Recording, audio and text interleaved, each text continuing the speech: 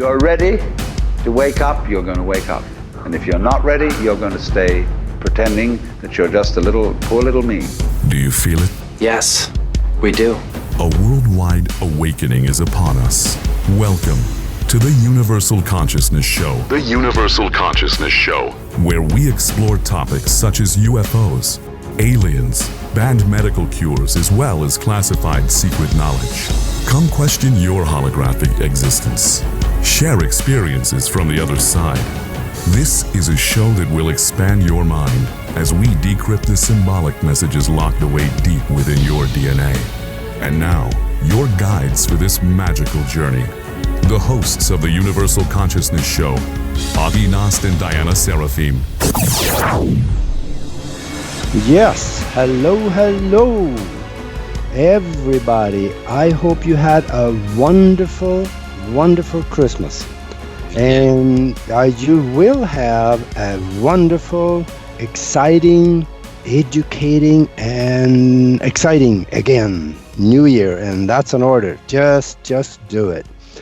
Of course, now you are listening to the show for the Thinking Global Citizen. My name is Agi and I'm one of the hosts, and my co-host Diana is over in Germany, and she is with family celebrating Christmas and New Year's and so on here, so she won't be able to be with us.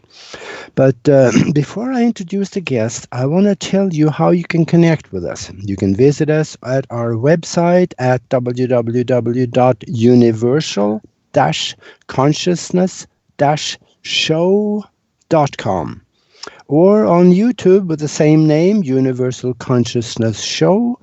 And please subscribe to our channel. If you just go there, click on the subscribe button, and also click on that little bell next to it, because that way you can get the updates when the new shows are coming out and videos are coming out. And you know how it works. Just click that little bell and then you will be all right. For those of you that like to hear this show again, you will find us on our website, of course, at universal-consciousness-show, and on YouTube. And of course, also, we will be at the KCOR Radio website. That's kcorradio.com under Universal Consciousness Show. And we are on Twitter, iTunes, TuneIn, Alexa, Facebook, and a few other places we put it at. And if you are listening at the KCOR Radio website, there is this wonderful little feature there. It's down at the bottom of the page where it is a donate button. If you like what you hear, we would love it if you also felt inclined to show us your gratitude by a donation. It encourages and tells us that we are doing the right thing, and we would be able to continue doing this. That would really help a lot, so we thank you for that. But if you're not able to do that, that is wonderful, because we love you, and we are delighted that you are here listening, because if you weren't, it will be just me sitting there talking to myself, and that wouldn't be any fun. So just stay with us. So now on to the show. We have Dr. Jayson Rand with us today. We are going to talk about disclosure and Planet X and wherever else the conversation goes. Now, this show was put together in a hurry because I was the guest on Dr. Jayson Rand's show last night. And we were talking about all kinds of goofy stuff, far out of the box. In fact, we couldn't even see the box from there. And Dr. Jayson Rand has been in the study of the alternative arena, the strange, the unusual, UFOs, ET for decades. And of course, also because of doing that, he's been the guest on major radio shows like Coast to Coast AM and others. So there is a well of information here you're going to get tonight and today. So now we're not quite as big as Coast to Coast, but we have a good global audience. And in that, I want to give a shout out to a lady in Norway that I just talked to before the show here today. Her name is Lena Katrin, and she's a healer in alien contact. All her life, she have had contacts with aliens, and she's going to be a guest on the show very shortly, and that's going to be an interesting one. So we will discuss Planet X, disclosure, and wherever we go. So welcome to the show, Dr. Rand. Good afternoon, my dear friend. Thank you. First of all, thank you so much for inviting me on. I've been looking forward to it, of course, because we've talked together 3-4 times now. Yeah. And I want to wish all of you and your audience, not only here but overseas, a very happy coming New Year. Yes. Oh, it's going to be an interesting one. I tell you, 2020, we are going to have some major things happening. It's going to be probably the door opening to the next phase of the shift that's going on with planetary consciousness. Yeah. I am totally convinced that by the end of 2020, it's going to be a different world. Well, it will end right if, and I don't know if we're allowed to go political. I'm only want to reach out to everybody and say we're at a critical juncture for this country with this coming election. And all I want to say, we're not going to go into parties and this and that, except that there is a major choice to be made before succumbing to evil in its many guises, as well as trying to stay safe on what I believe is the winning side, which is the righteous side of things. And these two opposing forces are about to clash, but I think that the righteous side, I'm not going over the edge here. I'm not screaming out anything. I'm only saying there's a right and there's a wrong, and I think if you're wrong, you're not righteous. So those on the righteous side, I think, are going to be primarily responsible for saving not only this country, but saving the world, because this country, if it goes down for any reason, will affect the entire world, every single country down to its bare minimum population. Yeah. Yeah, if the U.S. goes down, it'll pull the rest of it with it. Then again, if China, Russia, or other countries go down first, it'll pull the rest of the world with us too. So we are so entwined, both economically and politically right now, that it is kind of like a global community. And we're not told that, and we don't see that, but it is there. So we really, we got to do the right thing. You know, what most people don't realize, we can go UFOs right away, can't we? Do we have to wait? No. I would love to talk about disclosure. You know, when. All right. Well, let me preface it then with the statement on this whole UFO business. I was very fortunate. I've been to Moscow 3 times between 1992 and 1997, and I've been to Star City. That's the equivalent of Houston Space Center. Yeah. It's called Star City. I've been there 3 times. And my dearest friend was Dr. Marina L. Popovich, whom I believe you've already mentioned you know or know of her. Yeah. And her ex-cosmonaut husband, Pavel R. Popovich. Both of them, which very few people knew about, were a team when they were married in investigating UFOs, because they were both Soviet Air Force pilots. And both of them had experienced encounters in the air, of which they were really not allowed to talk about. But anyway, of course, I got exposed to all this. And I came to find out that, and it may be hard to believe, but that NASA and Russia's equivalent of their bureau, NASA, have been exchanging UFO information, Augie, ever since it started. You see, there's so many misunderstood realities that some people don't even know about. I'm sure that's the first time most of your audience will have heard that. Well, it's true. Yeah. Same thing with China. We're the Western Bloc nations. Well, let's go ahead. Let's just segue right into disclosure. Yeah. We can do Planet X maybe next segment. Yeah, second half. All right. Do you think I should talk about the things that we talked about last night? Is this audience okay with me going into stuff like what we talked about the thing with the Pentagon and this and that and the other? Is that okay to talk about on your show? Oh, absolutely. We're out of the box all the time. I have no idea where the box is anymore. So let's go there. Well, if we have any friends in the Pentagon listening, and by the way, do not assume that you may not have listener visitors. Oh, I know. They're there. And I don't say that conspiratorially. I think it's great. Yeah, absolutely. Listen, if your show is garnering that much attention and it's affecting so many people in so many ways, and you're transcoastal, but you're also obviously throughout Europe and probably Asia, if I'm not going overboard with that. So you are transnational now as a show.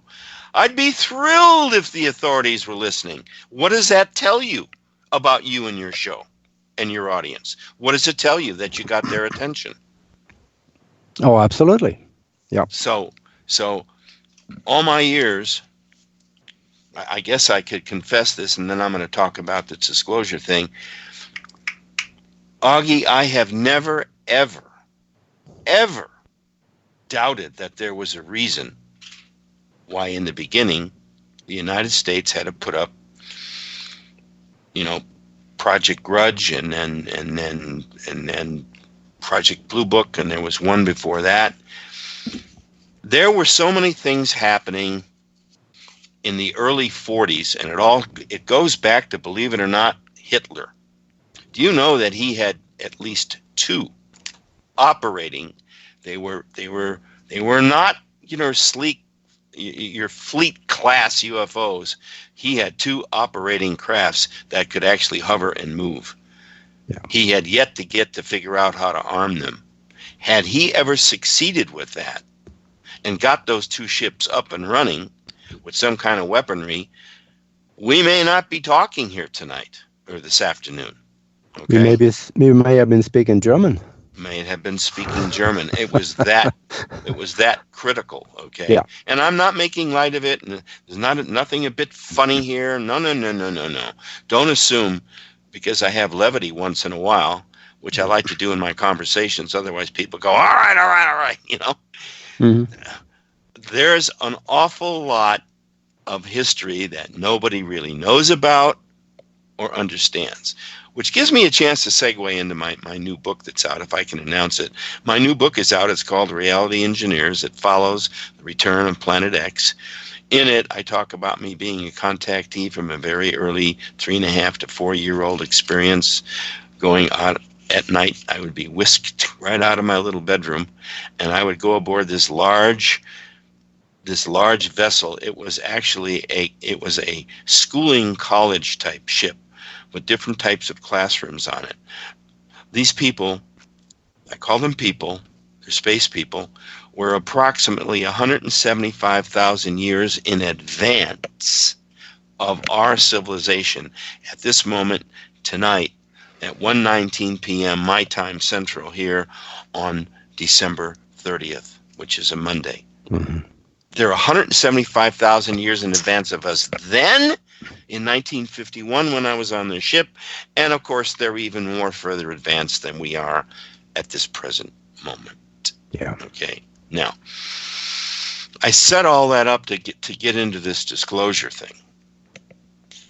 I've got a fairly strong awareness of what I think is reality.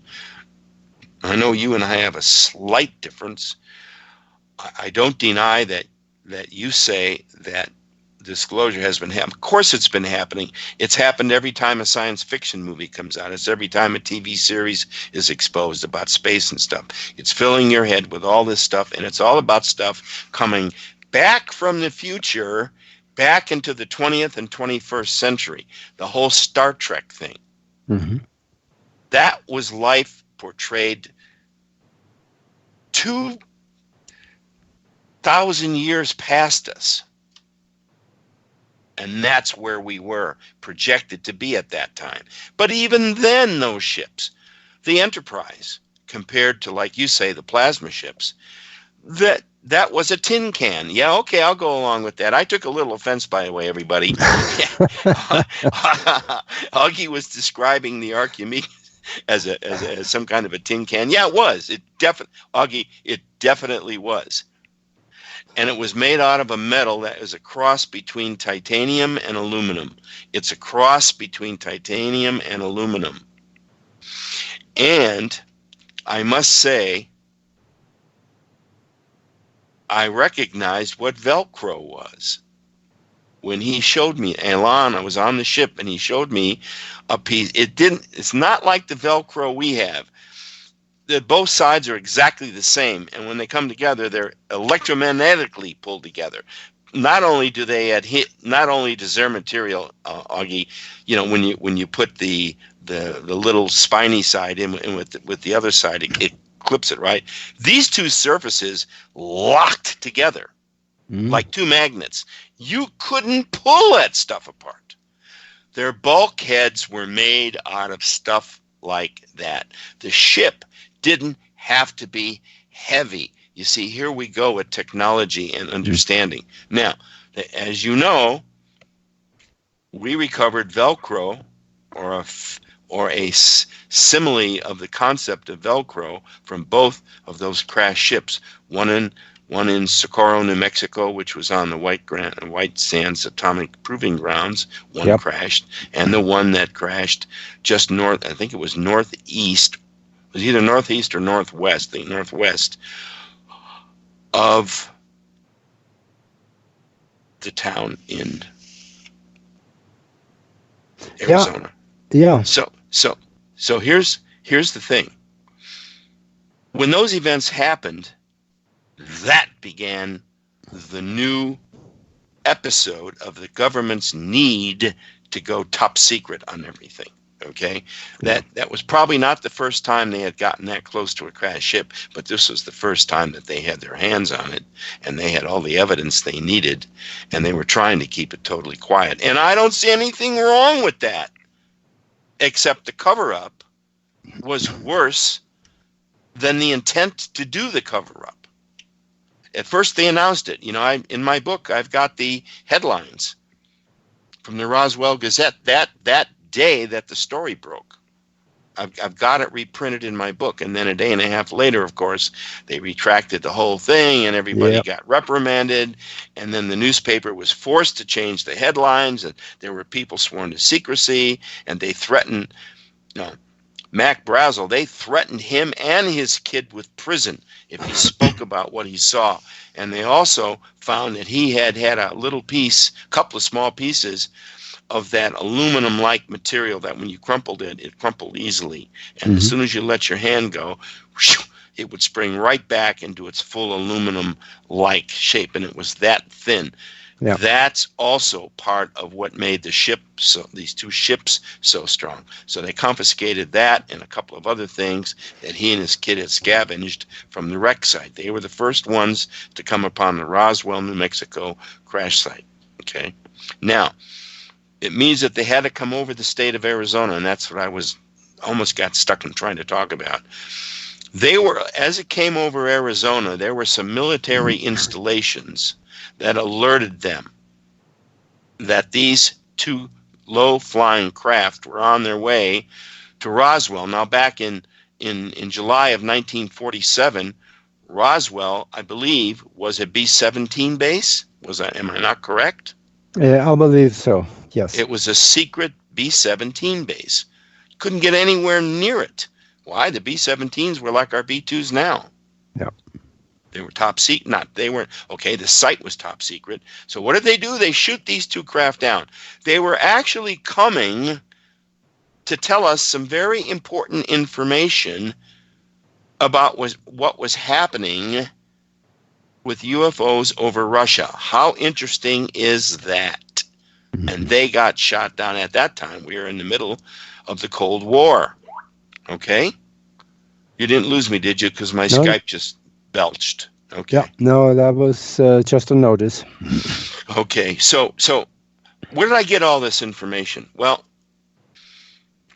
I'm very lucky to have had an adopted uncle. Let me explain that. And this is part of disclosure. We'll get there, Augie. Just bear with me here. Mm-hmm.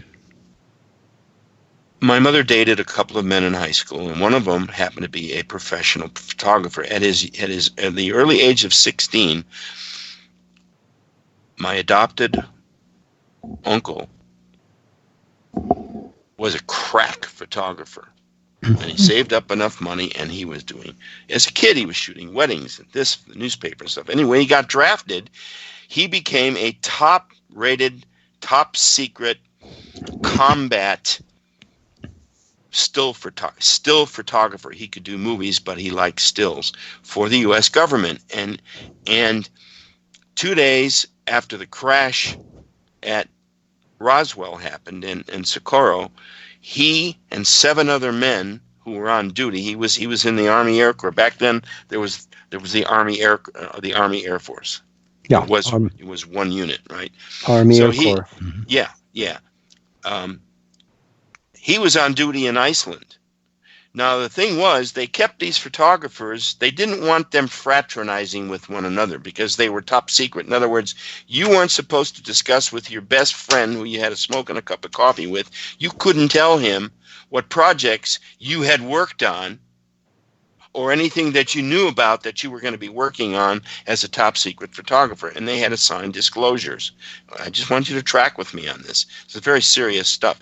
Anyway, him and 7 other of these crack #1 combat war photographers were pulled into a meeting room, and they told that they had 1 hour to pack up all their gear and be ready to board. At that time, they were DC-3s, okay? Mm-hmm. So these 7 guys, including my uncle, that made 8, my Uncle Sam. My mom stayed friends with Sam. And she married my dad, who was another suitor that she had dated. But they all stayed friends, and so like Uncle Sam was my adopted. In fact, I almost spent more time with my adopted Uncle Sam than I did with some of my other uncles, and I had 5 on one side and 5 on the other, 6 on the other. Mm. So he showed you some pictures. He's one of the first. He's one of the first people on scene. Now, they were each given 12 rolls of film.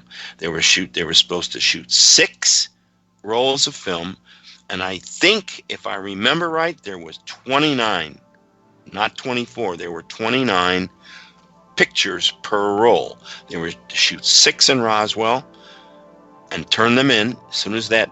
In other words, each day when they completed shooting, they had to turn in their film immediately, and the film was all numbered. Okay. I see that we only have about 30 seconds left to the break here, so hold that thought. He was in on it. He was in on it. Hold that thought, and we'll be back right after the break.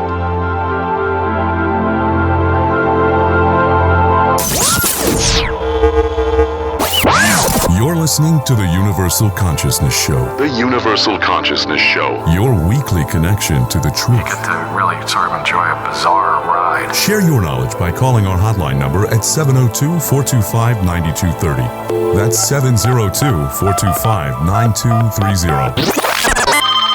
Call now. Worldwide callers find us on Skype at KCOR Radio. It's time to abandon your fear and question what you think you know. And now, if you will, accompany me on a journey to the future. More awakening awaits. After this, after this, after this, after this, after this, after this. Hello, KCOR listeners. Lorian Fenton here from the Fenton Files to tell you about UFOCon 2020 in San Francisco, February 20th through 23rd. A conference like no other, UFOCon is where experiencers are going to reveal new information and science and consciousness will collide. So get your tickets at UFOCon2020.com. That's UFOCon2020.com. Don't miss what will be the most talked about conference of the decade. Immerse yourself in an epic journey through time where ancient mysteries unfold within a story of love and betrayal, as well as a battle of good versus evil in The Emissary Book 1. The reader's favorite gold medal award winner for Visionary Fiction 2019, the action and adventure of The Emissary continues in The Emerald Tablet, Book 2. The 2019's Bronze Medal Award winner, The Emissary and The Emerald Tablet by Tamara Veach and Rennie DeFazio are both available now on Amazon.com. Let your reading adventure begin.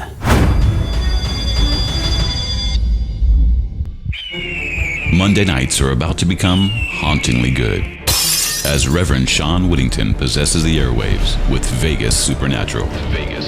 Tune in every Monday at 5 p.m. Pacific, 8 p.m. Eastern for Vegas Supernatural, exclusively on the KCOR Digital Radio Network.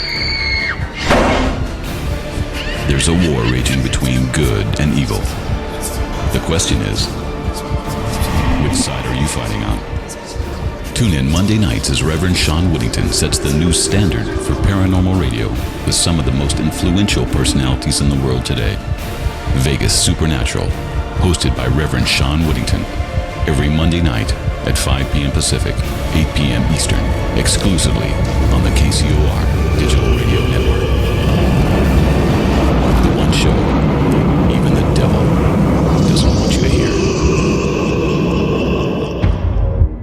Alien Deceptions, a suspenseful sci-fi romance thriller by Tina Marie, featuring the tantalizing Erica Jones and the mysterious Russell Hamilton. An out-of-this-world book of fiction based on years of document facts and files the government does not want you to know about, at least not yet. Alien Deceptions by Tina Marie, available now at Amazon.com or get a signed copy at TinaMarieEntertainment.com. Get your copy now. Are you ready to go? It's showtime! Here we go, world. You're listening to the KCOR Digital Radio Network. Broadcasting from the heart of Las Vegas, Nevada. Their base is so large it has to draw most of its power from the nearby nuclear fusion plant. The future of radio is here and now. Going live in 3, 2, 1. It's time, once again, to unravel the mysteries of the universe by connecting the dots to a higher consciousness. This is the Universal Consciousness Show. The Universal Consciousness Show. Now the world will begin hearing us. Share your knowledge by calling 702-425-9230. That's 702-425-9230. Worldwide callers use Skype name KCOR Radio. It's as simple as that. Find us on Twitter at KCOR Radio or use hashtag KCOR. Even better, join us on the live chat at KCORradio.com. Back to your enlightened hosts, Avi Nost and Diana Serafin. Hello, hello. We are back with the Universal Consciousness Show, and we are talking with Dr. Jayson Rand. And before the break here, it got really interesting because we were talking about Roswell and the crashed flying discs. And of course, now we're finding out that Dr. Rand had some contacts with some people that was on site where the Roswell crash and maybe the other one also. And there are some pictures, and I am all ears for the rest of the story. All right, here we go. They each had 12 rolls of film. They were supposed to shoot 6 at Roswell and 6 in Socorro, New Mexico. But what my uncle didn't realize, it was he just didn't realize it, was that he had got 13 picture rolls in his knapsack, not the 12. But he didn't realize it. In other words, it's not like he got it and he knew he had an extra one and shot all the rest. He happened to go back into his bag, and lo and behold, there's one more roll of film. So he is guilty. He took another 29 shots, and he was able not to turn that roll in. And I actually saw as a child, I was probably, let me tell you how old I was. I was probably 9 or 10 years old, just before my experience on board the ship with Elan. I was about 9 and a half. I saw the pictures, and I actually felt a piece of he took a piece of that material. He took one hell of a chance. They would have thrown his you-know-what and the you-know-where. Okay? Yeah. Had they caught him with the film or that piece of material. Well, the sad story is I never, ever, ever, ever divulged that to anybody. Never. Until this has been now 45 years later. He mistakenly said something to someone in his inner circle about what he had. And word got out, and about 7 to 8 months after I experienced the pictures and felt the material, it was just like tinfoil, thin, just like weak tinfoil, and out it came. Anyway, they show up at his door. I'll call them the Men in Black, okay? I don't know who they were. They were from either the CIA or the Navy or the Air Force, whatever, okay? They show up. This is 1951, okay? And they were very, very nice. They told him point blank that we know that you have this and this and that. You do know that you've broken this law and this law and this law, and there's an indictment, and we could arrest you immediately. However,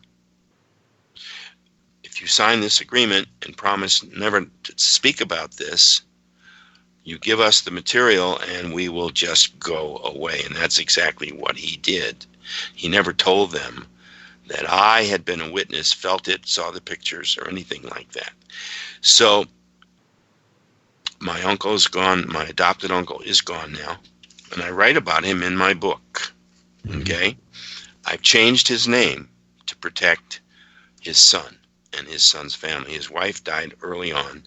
Sam lost his wife. Oh my gosh. Whew. I don't know. What did you see in those pictures? What I saw crash debris. There were 3 bodies. And there were 2 in the crash. There were 3 on the ground. Each ship had 5 members. 5, not 6. See, they change everything around to throw you off, okay? Yeah. And he did not see any live bodies. There's this report that there was one live one, and they got him back, and they nursed him, and then they sent him. And they didn't do anything like that. See, those are just romantic nonsense stories, okay? I don't mean to dampen anybody's thrill or whatever. Didn't happen. They were dead, okay? As dead as you can get. Yeah. Now, they were like the Greys, but those fake autopsy films that came out, 10 years ago, 15 years ago, that's all nonsense stuff. Mm-hmm. Okay, that's all nonsense. They did do autopsies, but not like you saw it in those TV clips. That's because it was done very, very, very, very top secretly. Okay, most of the debris was loaded into 4 different B-17s. A lot of the debris was crated. Big enough stuff was crated, and it was all flown to Wright-Patterson Air Force Base, and it went through Fort Worth, Texas. The planes were checked and double-checked. There were armed guards on the airplane. They had crash debris, and they had big enough pieces that they did send 2 pieces by train. I don't know if it was in a boxcar or whatever, but it was a direct route. It left that terminal there in Roswell area, wherever they loaded it on, and off it went. Okay. Now, I can tell you this. That ship was pretty shredded. It was really badly damaged. And it was scattered for about 1.5 miles. They say a half mile. No. There was debris for at least it left a trail about 1.5 miles, and it kept breaking, pieces kept breaking off of it. Mind you, it's coming in at an incredible speed. There are no wheels. Okay? Right. It was totally out of control. Apparently, they hit it with some kind of a laser beam type weapon, which apparently they must have had and never told anybody about, because it was literally, they were literally shot down. Mm-hmm. They didn't founder in a storm like everybody says. Lightning didn't strike either one of them. Nothing would affect a ship like that. Not that sophisticated. And right. they were the classic saucer design, considering the time and the date. There's a whole reason, by the way, why those kind of ships were so prevalent back then, but that's a much bigger story. Maybe we'll cover that, on another time in talking with each other. I want to get into disclosure. Yeah. All right. About 1.5 years ago, I started having discussions. I can't use last names. My friend Dr. Hal is an honest to goodness rocket scientist type, that kind of brain. He's got several PhDs. He was one of the people that originally pioneered the study and the development of remote sensing, remote viewing. Oh, okay. Yeah, I know him. With Ingo Swann and a few others. Yep. Yes. He's real used to dealing with the government. He's done dozens and dozens and dozens and dozens of contracts for the government and knows how to do proposals and stuff. And so I'm talking to him about my idea to come up. And I really don't want to give too much out on the air. I'll share it with you.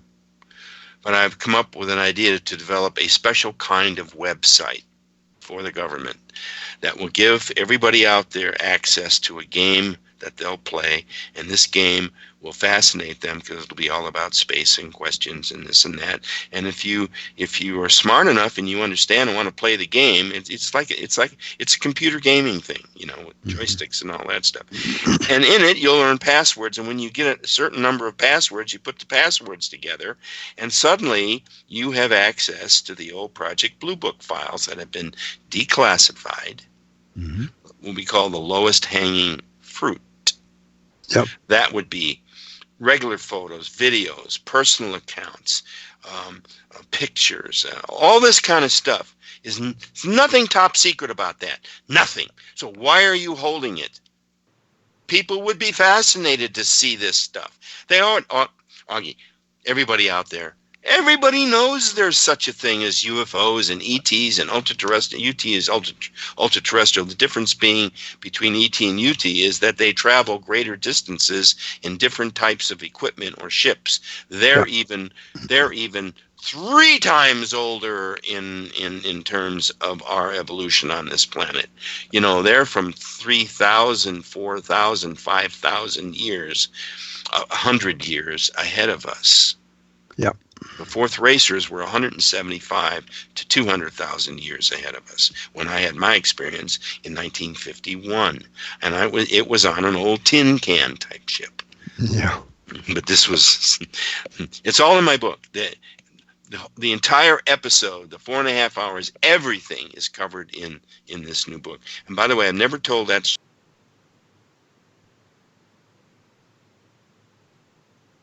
all these years simply because I had with my UT friend Elon. It's A-L-O-N, Elon.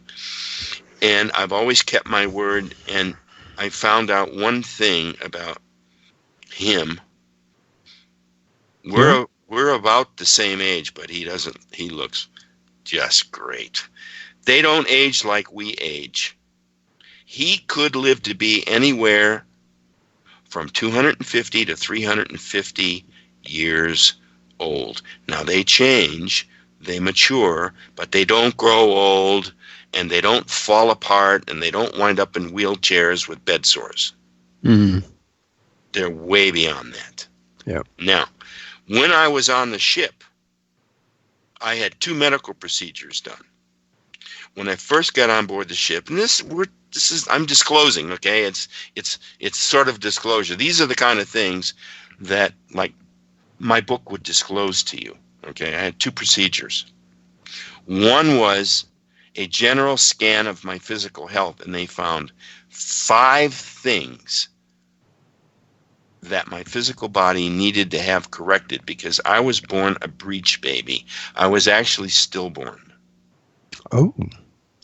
And a nurse, they wrote me off. I was dead. My mother labored 39 and a half hours. It was a partial breech, and they literally had to go in there and rip me out of her, not to kill me, but to get me out, okay? And when I came out, I wasn't breathing. I was dead, okay?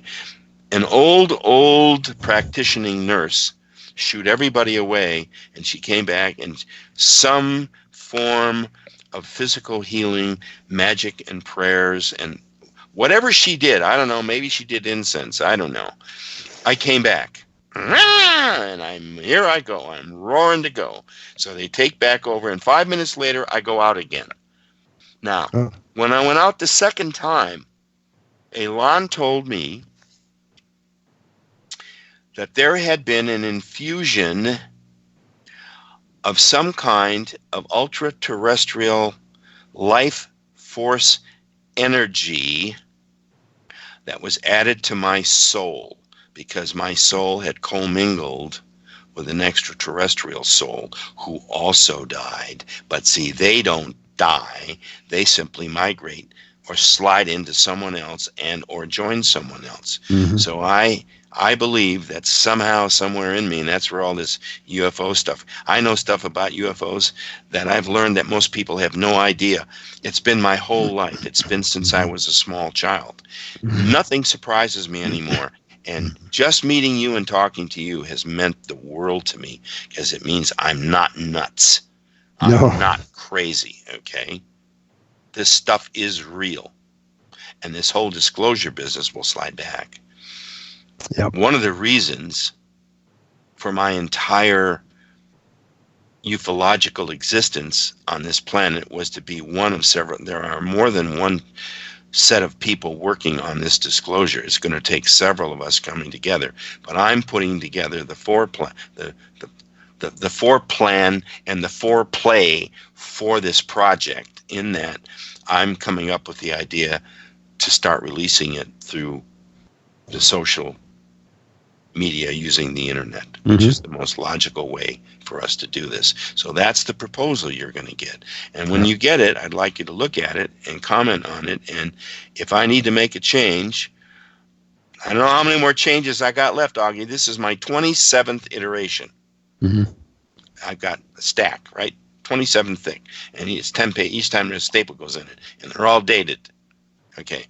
If there's something to be changed, I need to do it before I submit it, because my friend Hal is going to submit it to a contact that he has in that spectacular building. It's called the Pentagon. Okay, I'm not sure, but I think it's either a 2 or a 3-star, or a 2 that's about ready to be made into a 3-star general.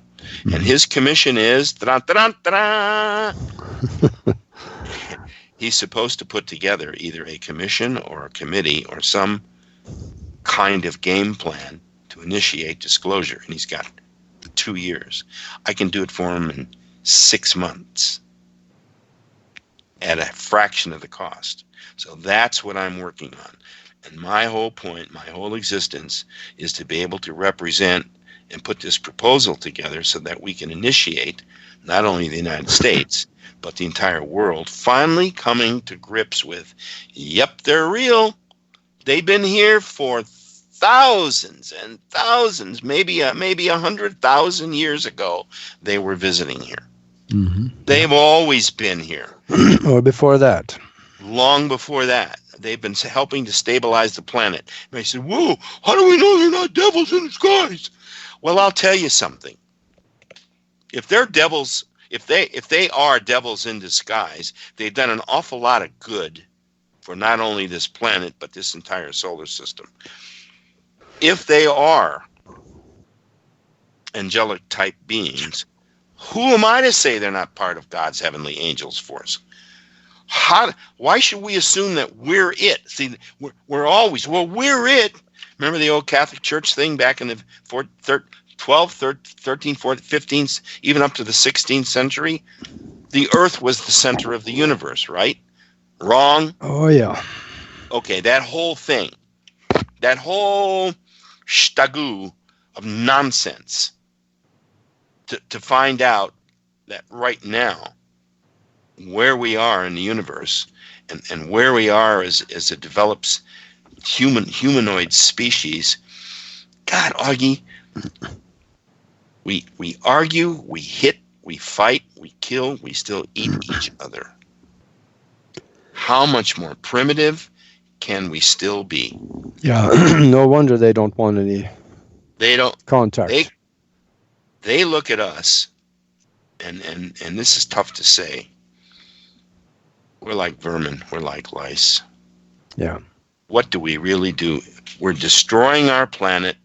We're destroying its populations.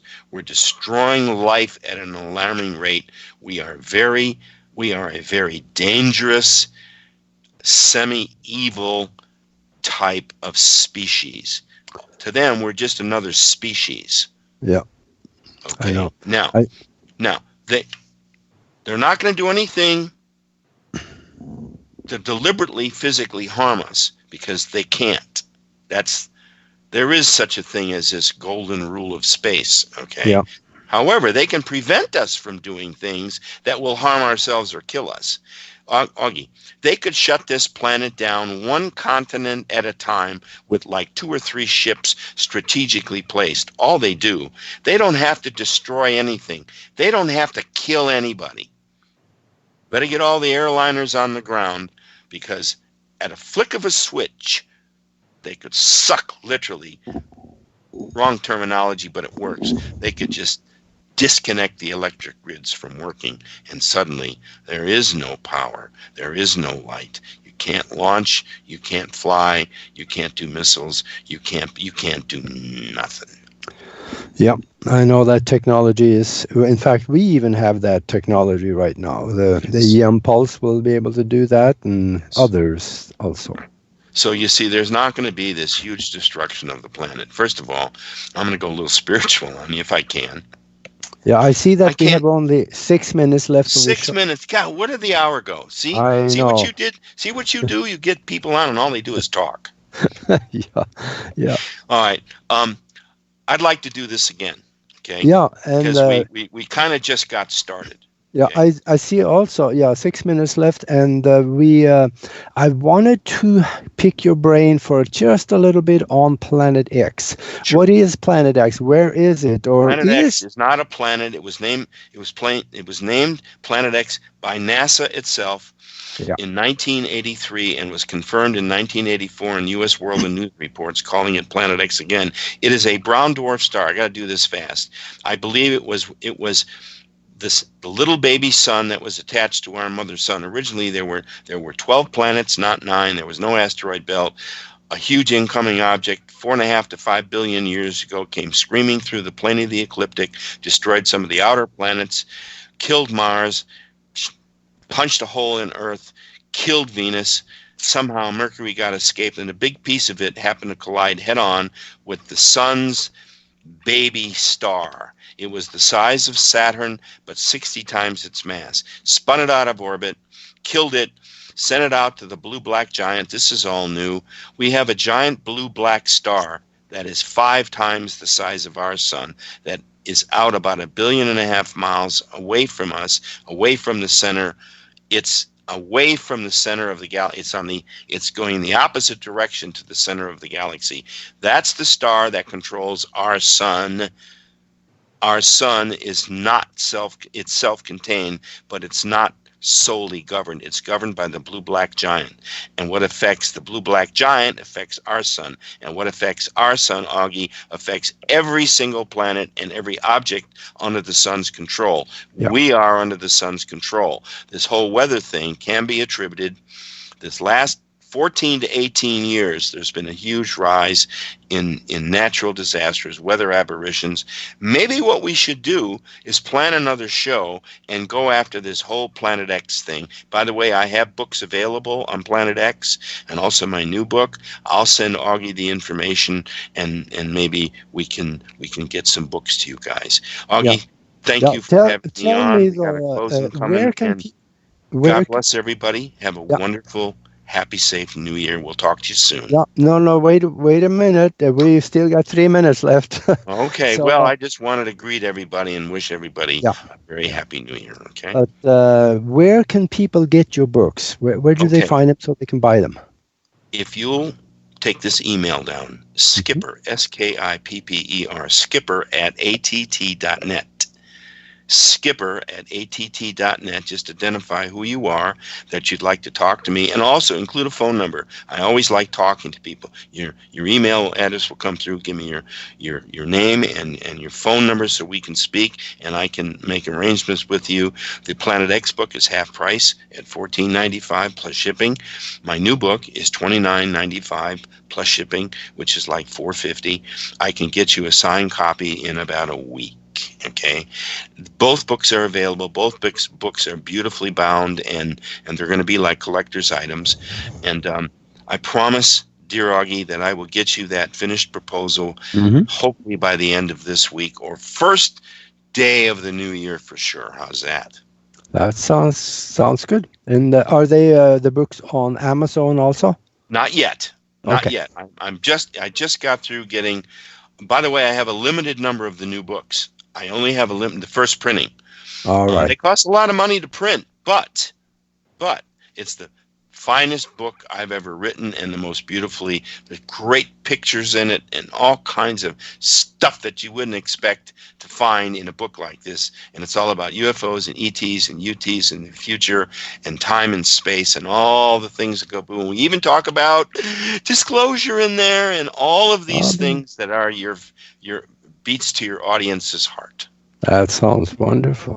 Yeah, and we do need to get into Planet X a little more, because this is one thing that I've been wanting to do a show on, and I just haven't gotten anybody competent to talk about it. So I wrote the first. Actually, I was the second book out, but it became the definitive book. We've sold almost 100,000 copies, and that's pretty good for a self-published book. Yeah. Absolutely. And I know you were on Coast to Coast AM talking about that also. 3 times. Yep. 3 times. All right. Well, it's great. What a great experience. Oh, he asked some tough questions. Yeah, this is wonderful. He's great. I love him. We will do it again. And I need to kind of hook up with them again, but I wanted to have the book available first. And I don't want to waste an opportunity. What does he have? 3-4 million people? Something? Yep. And we got only 30 seconds left, so... All right, everybody, once again, Augie, thank you for having me on. Thank you to your producer. By the way, I used to live in Las Vegas. I love Las Vegas. We got to talk about it. Okay. We will see you next week. Come and see us then. Good night. Good day. This has been the Universal Consciousness Show. The Universal Consciousness Show. Your weekly guide to a deeper understanding of the all that we are. Well, in a few years, it will be a matter of common sense to very many people that they're one with the universe. It'll be so simple. Live Mondays at 11 a.m. Pacific, 2 p.m. Eastern, exclusively on the KCOR Digital Radio Network. For more information on the show, hosts, or their guests, please visit universal-consciousness-show.com. That's universal-consciousness-show.com. Remember, there's a shift coming. A new earthly paradigm. A shift to universal consciousness. Universal consciousness. This is KCOR Las Vegas, home of the Digital Radio Network, broadcasting from a shack just south of Area 51. Wait, that doesn't exist.